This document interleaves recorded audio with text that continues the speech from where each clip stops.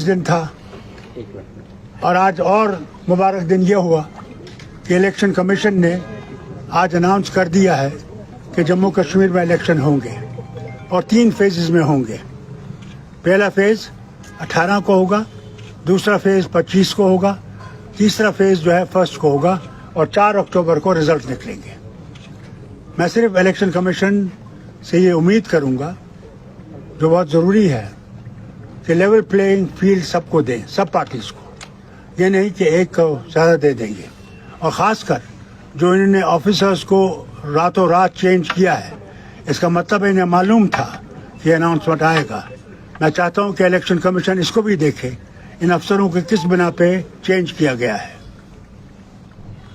Doctor साहब 3 phase में elections होने जा रहे हैं और जम्मू कश्मीर जैसी सेंसिटिव स्टेट के अंदर आपको लगता नहीं समय कम मिला है?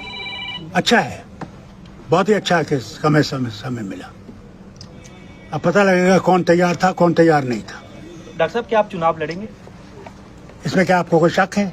उमर साहब नहीं लड़ेंगे? वो नहीं लड़ेंगे। आप लड़ेंगे? मैं लड़ूंगा।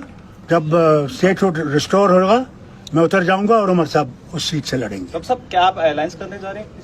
अलायंस का इसीलिए तो मैं वापस आ रहा हूँ क्योंकि पार्टी हैज टू मीट, उसमें फैसला होगा कि अलायंस होगी या नहीं होगी।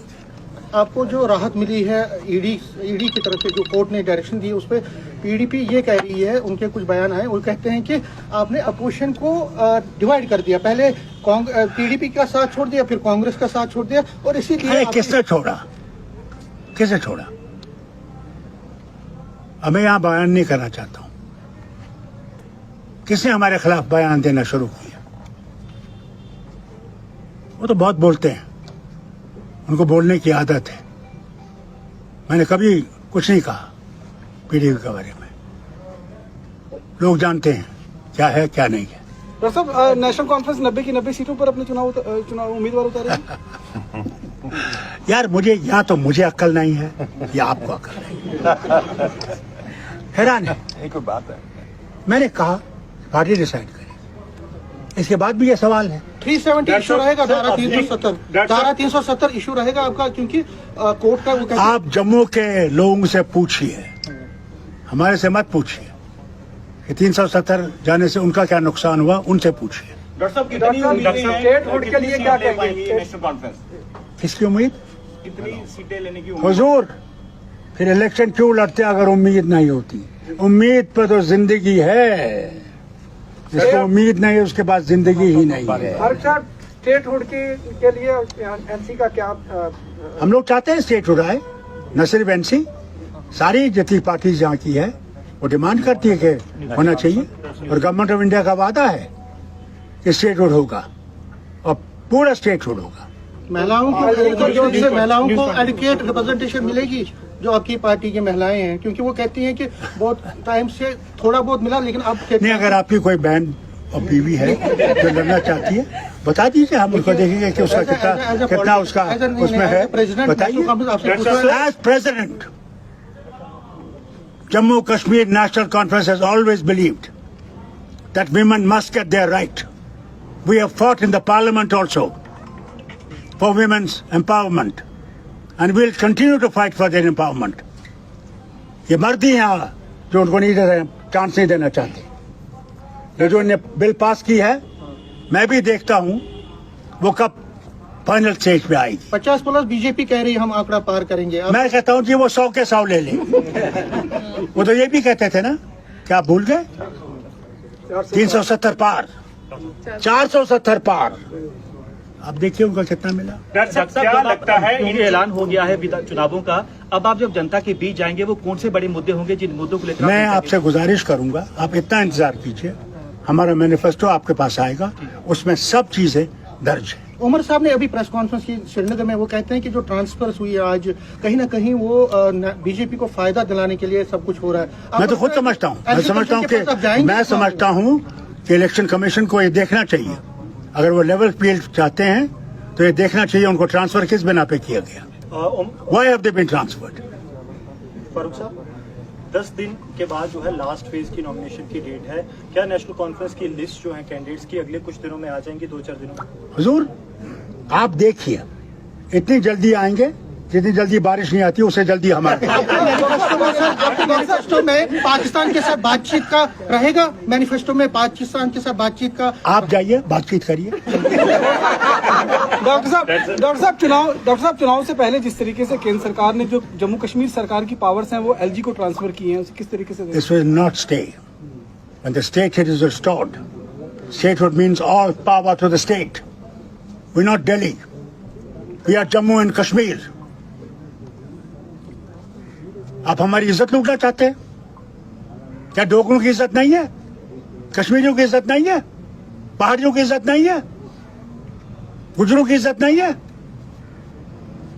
क्या हमारे ऊपर अफसर रहेंगे? कौन सी रियासत? मैं आज पूछना चाहता हूं आपके माध्यम से, कैसे प्रधानमंत्री से कहता हूं, कैसा लगेगा उनको अगर गुजरात में ड्यूटी बनाई जाए और वहां का जो वजीर आला है उसके पास कुछ नहीं हो? कैसा लगेगा उनको? क्योंकि वो वजीर आला रहे हैं।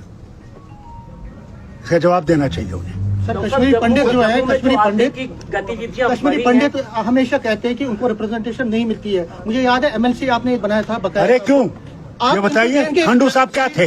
मुझे बताइए, हंडू साहब क्या थे? That is way back. वो कश्मीरी पंडित था। 96 I am telling you, when I was chief minister. Handoo साहब थे। Yes. And he one from the Muslim area. उसके बाद क्या? Always we have Hindu and Sikh. यहाँ पे आप देखिए, सिख 28,000 वोट लेके हार गया। उसके बाद में मैंने उसको हुकूमत में लाया। इनकी रिप्रेजेंटेशन होनी चाहिए। जो पब्लिक सर्विस कमीशन है उनकी रिप्रेजेंटेशन दी। अगर आप लोगों की रिप्रेजेंटेशन नहीं देंगे, जिनकी कहीं रिप्रेजेंटेशन नहीं है, उसीलिए तो अपर हाउस था, आपको याद नहीं है? मेरे पास 8 सीटें थी, मैंने 6 सीटें जम्मू को दी, सिर्फ 2 सीटें कश्मीर को दी। Sir, a question on the prospects of national conference. 2 questions. First, are you in touch with Ghulam Nabi Azad? Second question is whether Sajjad Lone and Altaf Bukhari will also be joining your front against the Bharatiya Janata Party? As far as Sajjad is concerned and as Bukhari is concerned, they're already part of BJP. So what is the problem? As far as Azad is concerned, he has said he is not going to be there in the meeting, in the fight. So there's no problem left. Sir, you said Azad is not going to be in the fight. Has he conveyed it to you that he's not going? No, I read it in the paper. Okay. So no talks with him also? No, you ring him, find out. Doctor साहब, जो जम्मू में लगातार आतंकी गतिविधियां बढ़ी है, कई जवानों ने शहादत भी पाई है, क्या लगता है कि भाजपा जो दावे कर रही है कि जम्मू कश्मीर में शांति बहाल हुई है, लेकिन जम्मू संभाग में आतंकी गतिविधियां बढ़ी हैं, क्या लगता है कि इसकी जिम्मेवारी कौन तय करेगा?